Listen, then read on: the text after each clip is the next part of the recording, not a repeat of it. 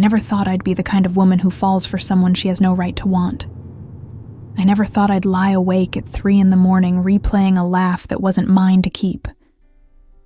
But here I am, telling you this story because I promised myself that if I survived it, I'd share it with someone. So if you're new here, hit that subscribe button on RP, Forbidden Romances, drop a like, and leave a comment telling me you're with me on this one. It helps more than you know, and it helps us bring you more stories just like this. Now let me take you back to where it all started, before the storm, before I knew her name would end up meaning everything to me. My name is Alex, and 3 years ago, I was exactly where I wanted to be. I had my camera, my little apartment with the crooked bookshelf, and a freelance photography career that finally paid the bills. I photographed weddings, engagements, birthdays, all these little slices of other people's happiness. I told myself I liked it that way, watching love from behind a lens instead of living inside it. There was a reason for that distance, and his name doesn't matter anymore, but the damage he left behind still does. I had loved someone once who took up all the space in a room and left none for me. I had shrunk myself down, piece by piece, just to fit into the size of love he was willing to give. By the time it ended, I didn't recognize the woman in my own photographs anymore. So, I built walls, quietly and carefully, the way you rebuild anything after a fire. My best friend Marcus used to tease me about it constantly. He'd say I dated my camera more than actual human beings, and honestly, he wasn't wrong. Marcus and I had known each other since college, back when we were both broke and ambitious and convinced we'd change the world. He was steady in a way most people weren't. The kind of friend who showed up with soup when you were sick and never once made you feel like a burden. Our friendship had survived breakups, job losses, and cross-country moves. And I trusted him with the parts of myself I didn't trust with anyone else. What I didn't expect was for that same trust to become the thing that eventually broke me open. Marcus had gotten married 2 years earlier, and I liked to think I was there for all of it. The proposal, the wedding, the late-night calls when he panicked about seating charts. His wife and I had crossed paths a handful of times, brief hellos at parties, polite smiles across a crowded room. Nothing more than that. I told myself I knew her, the way you tell yourself you know someone you've only seen from a distance. I had no idea that distance was about to disappear completely, or that the woman on the other side of it would undo every wall I had spent years building. There's a particular kind of quiet that exists right before your life changes, and looking back now, I can feel it in that spring air, like it happened yesterday. The scent of blooming jasmine drifted through my open window that evening while I edited photos from someone else's engagement shoot, half listening to my phone buzz on the counter. I almost didn't answer it. If I had known what that call would set into motion, I'm not sure I would have picked it up at all. But I did. And Marcus's voice came through, warm and excited in that particular way he got when he wanted something from me. He always led with flattery when he needed a favor, and that night was no exception. He was calling about their upcoming wedding anniversary, and he wanted me to be the one to capture it. Not just any wedding photographer, he said. Someone who actually understood him. Someone who could see past the performance of a party and catch the real moments underneath. I laughed and told him he was buttering me up, and he laughed right back, not even bothering to deny it. There was something in his voice that evening, an eagerness that went beyond simple excitement about an anniversary party. He kept circling back to one particular thing, and I remember sitting up a little straighter when he said it, though I couldn't have told you why at the time. He wanted me to really see her this time, he said, not just the version everyone else got at parties. My best friend's wife, he told me, was someone people never quite got to know beneath the surface, and he wanted that captured somehow. Wanted someone with a good enough eye to catch it. I asked him what he meant by that, half joking, and he went quiet for a second before answering. "You'll see," he said, and there was something almost reverent in the way he said it, like he was handing me a secret he didn't fully understand himself. I remember feeling a small, strange pull of curiosity, the kind you get when someone describes a place they love and you can't quite picture it yet, I told him yes, of course, because that's what you do for the people who show up for you first. I hung up the phone that night without any sense that I had just agreed to something that would eventually cost me my peace and give me my life back in the same breath. I went back to editing photos of strangers falling in love, and I didn't think about the conversation again until the night of the party itself. Looking back, I wonder if some part of me already sensed it, that quiet warning underneath my skin, the one you ignore because naming it feels too dramatic. Hindsight has a cruel kind of clarity that the present moment never offers you in time. If you've ever felt that tug of curiosity before your world tilts sideways, you already know exactly the feeling I'm describing. It's not attraction yet, not even close, just a small crack of interest you don't think twice about closing. I spent the next 2 weeks the way I spent most weeks back then, working, editing, meeting friends for coffee I barely tasted because my mind was elsewhere. I told myself I was simply looking forward to a nice party, good food, an excuse to dress up and photograph people who actually liked each other. I had no language yet for what was coming, no warning system built for the particular danger of falling for someone who already belonged to someone else. That would come later, slowly, the way all the most dangerous things do. I remember standing in front of my closet the night of the anniversary party, trying on 3 different outfits before settling on the simplest one. My camera bag sat by the door, packed and ready, the same way it always was before a job. I checked my reflection one last time and told myself this was just another event, just another couple's happy story I got to witness from behind the lens. I had no idea I was about to meet the person who would make me question everything I thought I understood about loyalty, about wanting, about the difference between the two. I locked my apartment door behind me that evening, completely unaware that I was walking straight toward the one thing I never let myself have. The party was already in full swing by the time I arrived, string lights strung across the backyard like scattered stars, laughter spilling out from every corner. Marcus spotted me first, pulling me into one of his bear hugs before I even had a chance to set my bag down. He looked genuinely happy that night, the kind of happy that made you forget to ask questions. He steered me through the crowd, introducing me to coworkers and cousins and neighbors whose names I forgot within seconds of hearing them. I kept my camera raised for most of it, hiding behind the lens the way I always did, catching candid laughter and stolen glances between people who weren't mine to know. It took nearly an hour before I saw her. I remember the exact moment, because everything around it seemed to slow down without my permission. She was standing near the drinks table, laughing at something someone said, her head tilted slightly back, red hair catching the string lights like it had been lit on fire from within. There was a warmth radiating off her that had nothing to do with the summer evening, something magnetic I couldn't quite name yet. I lowered my camera without meaning to, just to look at her properly, just for a second longer than I should have allowed myself. Marcus noticed me staring and grinned in that knowing way best friends do when they think they understand something you don't. "That's her," he said, like I hadn't already guessed, like the whole party hadn't somehow rearranged itself around her presence. He waved her over before I could stop him, and I felt my stomach tighten with an unfamiliar kind of nervousness. She crossed the yard toward us with an ease that made everyone else's movements look stiff by comparison.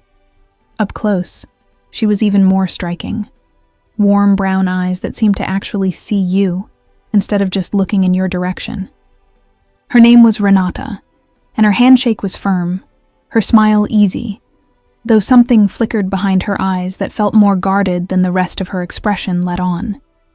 Marcus made some joke about finally getting his 2 favorite people in the same place, and Renata laughed at it, but her gaze had already shifted to my camera bag. She asked what kind of photography I usually did, and I gave my usual rehearsed answer about weddings and events, watching her face for the polite nod people usually gave before changing the subject. Instead, she asked a real question, something about how I decided which moment to capture out of hundreds happening at once. Nobody had ever asked me that before, not like that, not with actual curiosity instead of small talk. I found myself answering honestly, telling her about the space between a genuine laugh and a posed one, How you learn to wait for the one that isn't performed for the camera. She listened like she was memorizing it, nodding slowly. And for a moment, it felt like Marcus and the party and everyone else had faded into background noise. Her perfume drifted toward me on the evening breeze, something warm with notes of vanilla, and something floral I couldn't quite place. It was the kind of scent that stayed with you long after the person had walked away. Marcus got pulled aside by someone calling his name, leaving the two of us standing there a beat longer than felt entirely comfortable.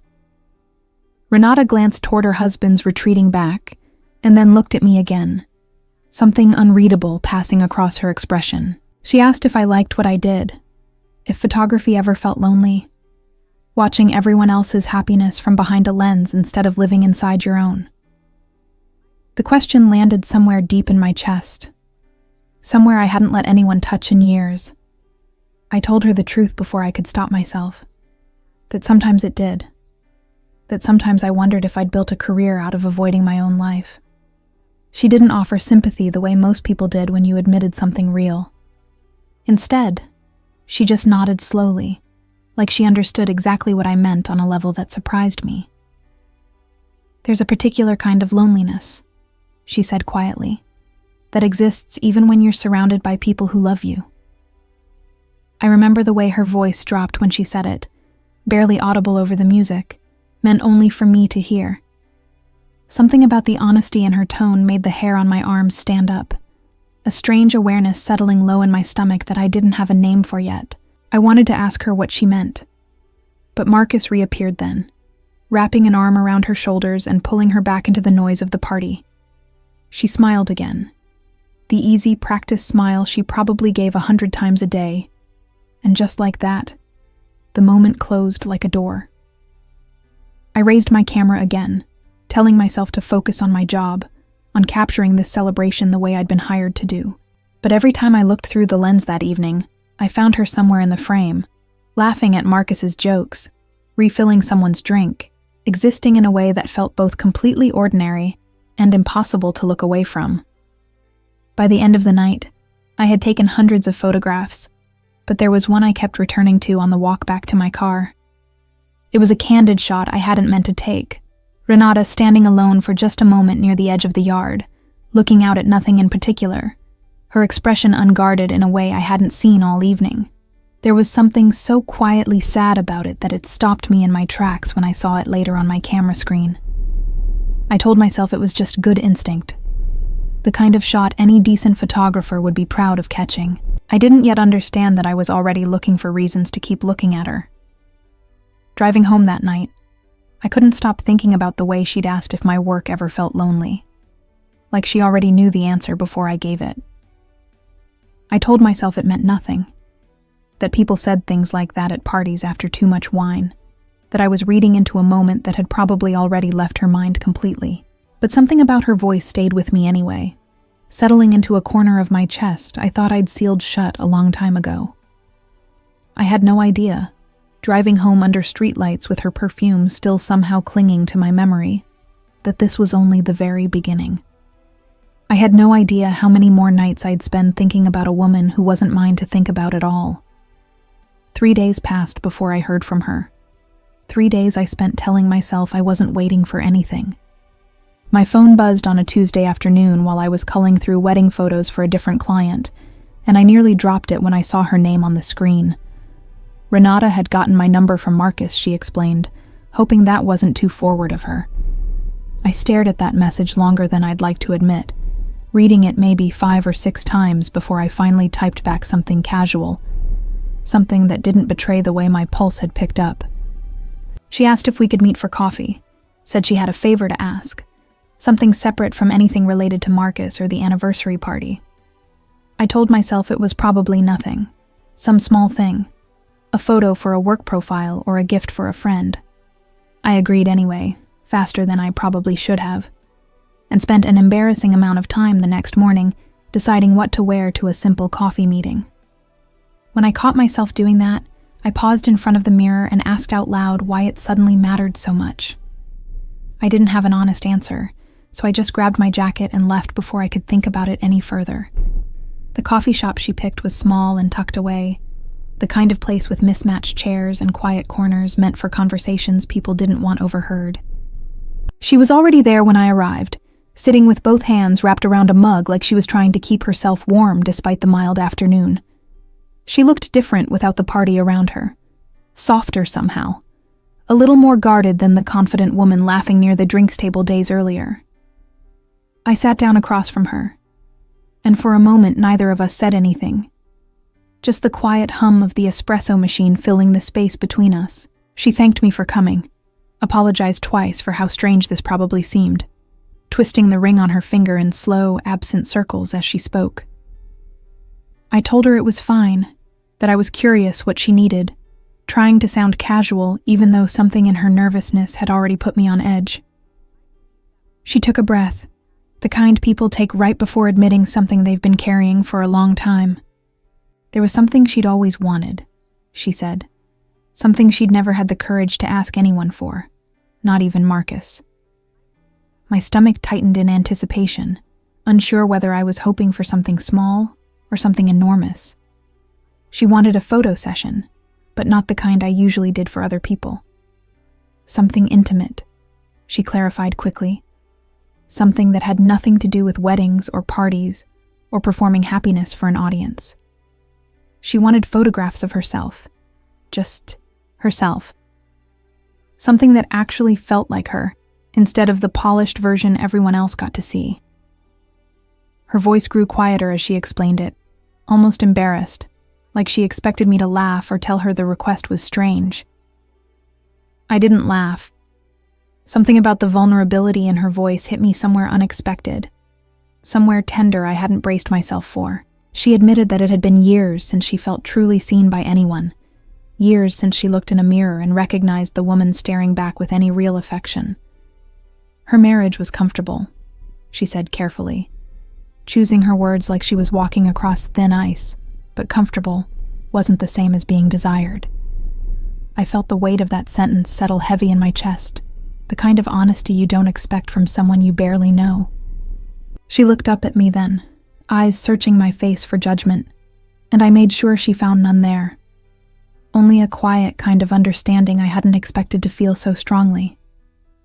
I told her I understood more than she probably realized, that everyone deserved to feel that way about themselves at least once.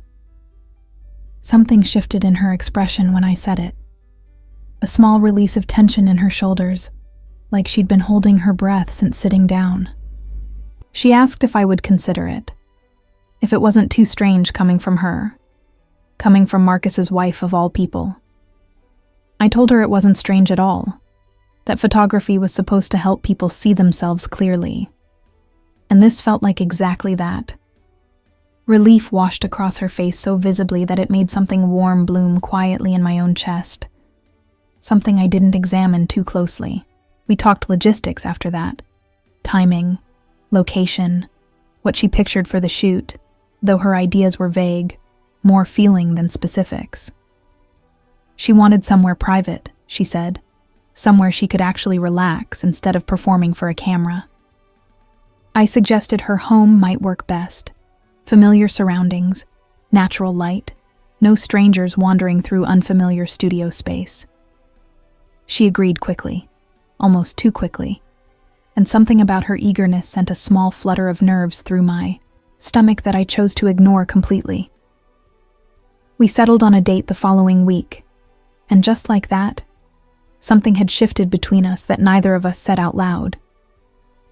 Walking to my car afterward, I replayed the conversation over and over, trying to understand why it felt so significant.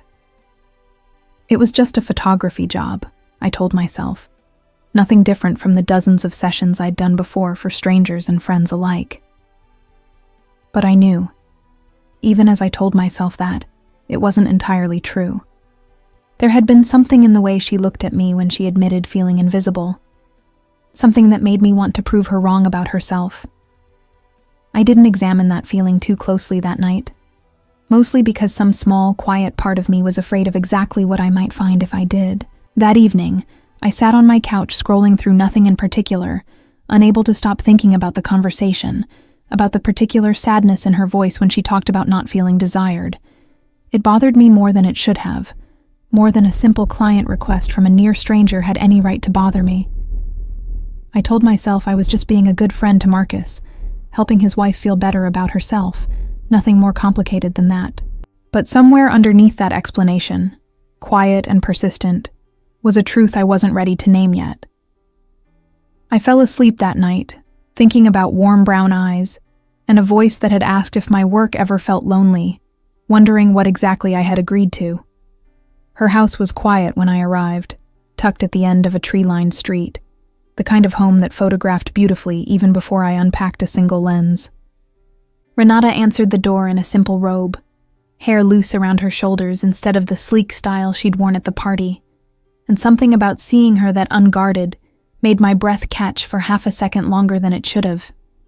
She invited me in with a nervous laugh, gesturing at the space like she was suddenly reconsidering the entire idea.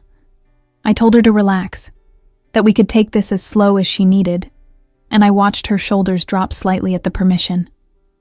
We started in her bedroom, natural light spilling in from tall windows that faced the garden, soft and golden in a way that made everything look gentler than it probably was. I talked her through the process the way I always did with nervous clients, explaining that we'd start easy, nothing she wasn't comfortable with. Building from there at her own pace, she nodded, twisting her hands together, and I could see the tension sitting stiff in her posture, the same nervousness from the coffee shop now magnified by the vulnerability of the moment. I raised my camera slowly, giving her time to adjust to its presence in the room. The first few shots were stilted, awkward in the way people always are when they're hyper-aware of being seen. I lowered the camera and asked her a simple question, something unrelated to the shoot entirely, just to get her talking, get her out of her own head. She answered hesitantly at first, but slowly her voice relaxed, and I kept asking, kept listening, watching the tension drain out of her shoulders, one small release at a time. I raised the camera again without announcing it, catching her mid-laugh at something I'd said, and the shot that came through the lens looked nothing like the stiff poses from minutes earlier. About 20 minutes in, she stopped completely, sitting down on the edge of her bed with her face in her hands. I lowered my camera immediately, crossing the room to sit beside her, close enough to offer comfort but careful not to crowd her. She admitted she felt foolish, that this whole thing suddenly seemed indulgent and strange, and maybe she should just cancel and forget she'd ever asked. I told her gently that wanting to feel beautiful wasn't foolish, that everyone deserved photographs that made them feel exactly as striking as they actually were. She looked up at me then, eyes glassy, and something passed between us that felt heavier than the moment probably called for. I reminded her why she'd asked for this in the first place, that she deserved to see herself the way other people saw her, not through the lens of what her marriage had made her feel. Her breath hitched slightly at that, like the words had landed somewhere tender she hadn't expected me to touch. I kept my voice soft, telling her she didn't have to be perfect for these photographs, that the goal wasn't perfection, but honesty, capturing whatever she actually felt in that moment. She nodded slowly, wiping beneath her eyes with the back of her hand, and something in her posture shifted, softened, like she'd decided to trust me completely. We started again after that, and everything changed the second time around. She moved differently, more freely, less like someone performing for a camera, and more like someone finally comfortable in her own skin. I found myself catching moments I hadn't planned for. The curve of her smile when she forgot to pose, the way sunlight caught the loose strands of red hair framing her face. My hands felt steadier behind the camera than they had all afternoon, though something else inside me felt distinctly less steady, a low hum of awareness I kept trying and failing to ignore. At one point, adjusting the lighting, I found myself standing closer to her than the shoot strictly required, close enough to catch that same warm vanilla perfume from the party. She glanced up at me through the lens, and for a moment neither of us moved, the air between us thick with something unspoken. I broke the silence first, stepping back, making some comment about the lighting that neither of us fully listened to. She laughed softly, but her eyes lingered on me a beat longer than the joke warranted, and I felt that same strange flutter low in my stomach I'd been trying to explain away since the coffee shop. By the end of the session, something had settled between us that hadn't been there at the start. She looked genuinely relaxed now, curled against her pillows for the final shots, an easy smile on her face that had nothing performed about it at all. I showed her a few images on the back of my camera, watching her expression shift as she actually looked at herself. Really looked. Maybe for the first time in longer than she'd admit. Her eyes went glassy again, but different this time. Something closer to gratitude than sadness. She thanked me quietly, her voice thick with an emotion I didn't fully have a name for either. We sat together afterward on the floor of her bedroom, going through the photographs slowly, her shoulder occasionally brushing mine as she leaned in to see the screen better. She kept saying she couldn't believe that was actually her, that she looked at these images and finally recognized someone worth looking at. I told her that person had always been there, that all I'd done was give her a mirror that didn't lie the way she thought mirrors always did.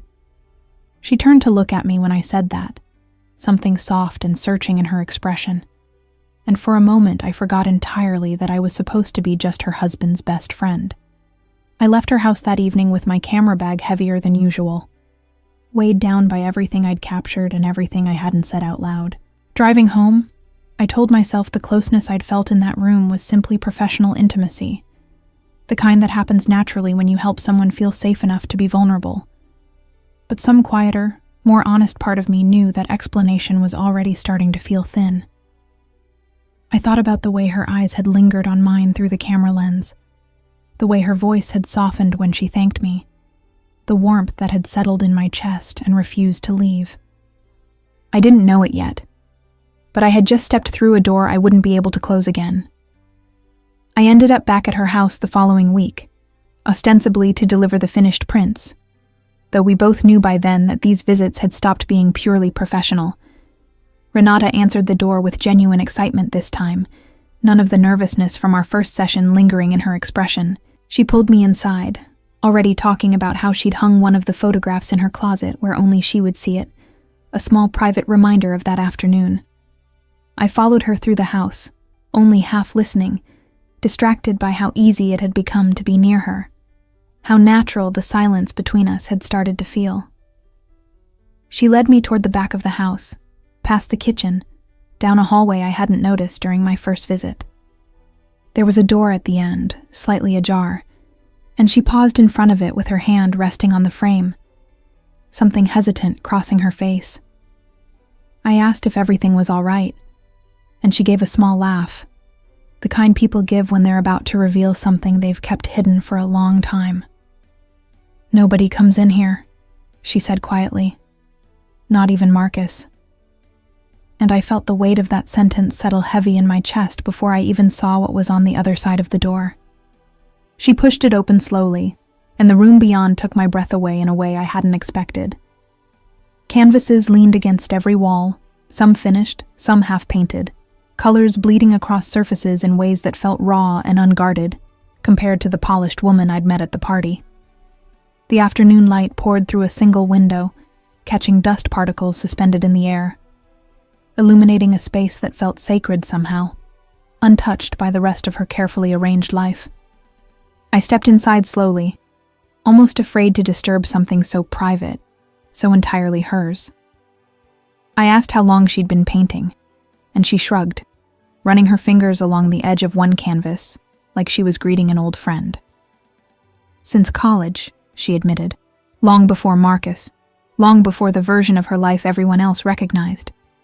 She'd never shown these paintings to anyone, never even considered it, because somewhere along the way, she'd convinced herself they weren't good enough to matter to anyone but her." I moved closer to one particular canvas, a woman rendered in fractured, distorted brushstrokes, her face turned away from the viewer, colors muted except for a single sharp streak of red slicing through the center. Something about that painting stopped me completely, a quiet ache settling in my chest that I couldn't quite explain. I asked her softly what it meant, and she was quiet for a long moment before answering. her voice barely above a whisper. "Sometimes I feel like that," she said, "like pieces of myself scattered across a canvas that nobody bothers looking at closely enough to understand." I didn't know what to say to that, so I just stood beside her, letting the silence hold space for something too tender for words. She glanced at me sideways, checking my reaction, like she expected me to make some excuse to leave. I didn't leave. Instead, I asked if she'd show me more, and something in her face brightened instantly, like she'd been waiting years for someone to simply ask. We spent the next 2 hours moving slowly through that room, canvas after canvas, each one revealing something about her I doubted even Marcus fully understood. She talked about color the way most people talked about memory, explaining why certain shades felt like grief, and others felt like the version of herself she wished she could reach. I found myself hanging on every word, captivated by a side of her that felt entirely separate from the polished wife everyone else got to see. At some point, she pulled out a half-finished canvas and asked if I wanted to help her work on it. Just for fun, no pressure, no expectations attached. I laughed and told her I couldn't paint to save my life, but she just handed me a brush anyway, guiding my hand gently across the canvas to show me a technique she loved. Her fingers wrapped around mine for just a moment, warm and steady, and neither of us acknowledged how long that touch lingered before she finally let go. We worked in comfortable silence after that, occasionally laughing at my clumsy attempts, the afternoon slipping away without either of us noticing. By the time the light outside began shifting toward evening, something had settled between us that felt different from anything before. Quieter, deeper, harder to explain away. She sat back on her heels, studying the canvas we'd worked on together, a small satisfied smile on her face that made something warm bloom in my chest all over again. "This is the first time I've shown anyone this room," she admitted quietly, still looking at the painting instead of at me. I told her I was grateful she trusted me with it, and she finally looked up, something searching and unguarded in her expression that made my heart skip uncomfortably in my chest. We started meeting like that regularly after that afternoon, official reasons dissolving quickly into simply wanting each other's company. She'd text asking if I wanted to come paint, and I'd find myself clearing my schedule without hesitation, driving to her house with an eagerness I refused to examine too closely. Those afternoons in her secret room became something sacred to both of us, a space entirely separate from her marriage, from my carefully guarded walls, from everything either of us was supposed to be. I told myself repeatedly that this was simply friendship, deep and meaningful, nothing more complicated than two people who understood each other. But driving home after each visit, alone with my thoughts and the fading scent of her perfume still clinging to my clothes, I knew that explanation was wearing thinner by the day. I thought about her hand guiding mine across that canvas, the warmth of her fingers, the way she'd looked at me like I'd given her something nobody else ever had. I thought about the fractured woman in that first painting, the ache in Renata's voice when she talked about feeling scattered and unseen. Somewhere in that hidden room full of half-finished canvases, I had started falling for a woman who wasn't mine to fall for at all. And some quiet, terrified part of me was starting to realize there might be no walking it back. It happened on an ordinary Thursday afternoon, the kind of day that gave no warning about how much it was about to change. I'd arrived at Renata's house a little after 2, expecting the usual routine, coffee in her kitchen before heading back to that hidden room full of half-finished canvases. Marcus was supposedly at the office until at least 7 that evening, a schedule so reliable by then that neither of us thought twice about it. We settled into our normal rhythm almost immediately, brushes in hand, quiet music playing from her phone propped against a paint can. The afternoon light fell soft and golden through that single window, wrapping around us the way it always did in that room. We'd been working in comfortable silence for nearly an hour, when she set her brush down and turned to look at me directly, something different in her expression than usual. I asked if everything was all right, and she just shook her head slightly, studying my face like she was trying to memorize something before it disappeared. Without really thinking about it, I reached up and tucked a loose strand of red hair behind her ear, the gesture feeling more natural than it had any right to feel. Her breath caught audibly at the touch, and neither of us moved for a long moment, the air between us suddenly thick with everything we'd both been avoiding saying out loud. She reached up slowly and did the same for me, brushing a piece of hair back from my face, her fingers lingering against my skin longer than the gesture required. My heart was pounding so loudly I was certain she could hear it in the silence of that room. Without deciding to, I let my hand drift to her waist, feeling the warmth of her through the thin fabric of her shirt, and she didn't pull away, didn't say a single word to stop me. I let my palm travel slowly upward, past her ribs, up to the curve of her jaw, cradling her face like it was something impossibly precious. She closed her eyes the moment my palm settled against her cheek, leaning slightly into the touch like she'd been waiting for it far longer than either of us wanted to admit. I ran my thumb gently across her bottom lip, feeling her breath catch again, sharper this time, her whole body seeming to lean toward mine without either of us moving our feet. I leaned in slowly, close enough that my nose brushed against hers, close enough to feel the warmth of her breath mixing with mine. My heart was hammering so hard against my ribs, it felt like the whole room could hear it.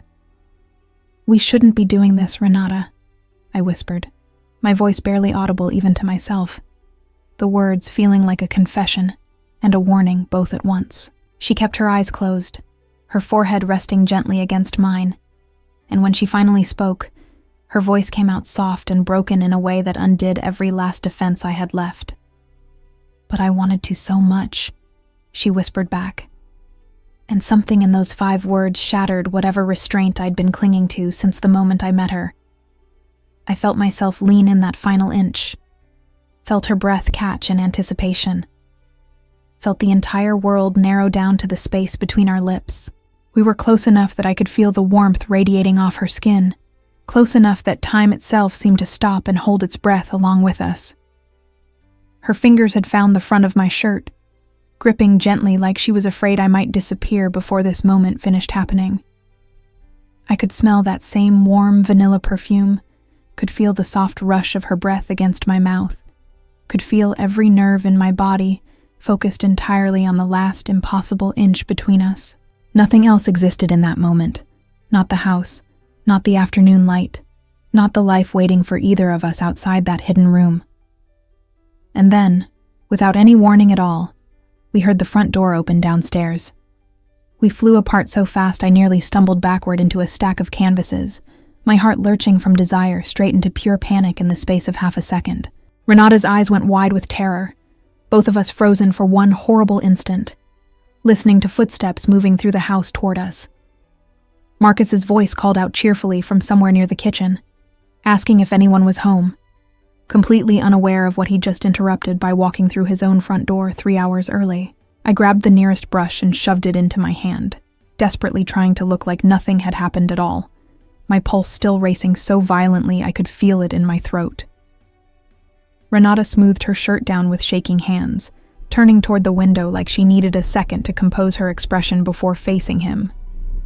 I heard his footsteps approaching the hallway, growing louder, closer, each one landing like a countdown neither of us was ready for. My mind raced through excuses, explanations, anything that might explain the flush still visible on both our faces if he looked closely enough. The door creaked open behind me, and I turned around slowly, forcing what I hoped looked like a normal smile onto my face, though my hands were still trembling around a paintbrush I couldn't remember picking up.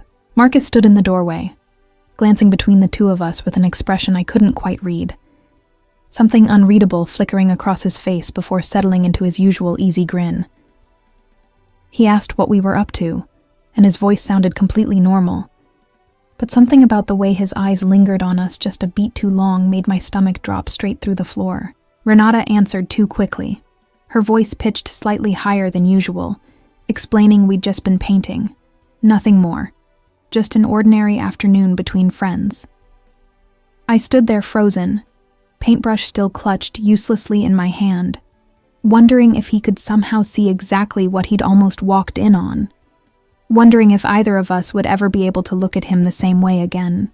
This is where I have to pause the story for now. because what happened next changed everything between the three of us. In part 2, you'll find out exactly what Marcus saw, what happened after he walked away, and how far Renata and I were willing to go once we finally stopped fighting what we felt for each other. Make sure you're subscribed so you don't miss it, because trust me, it only gets more intense from here.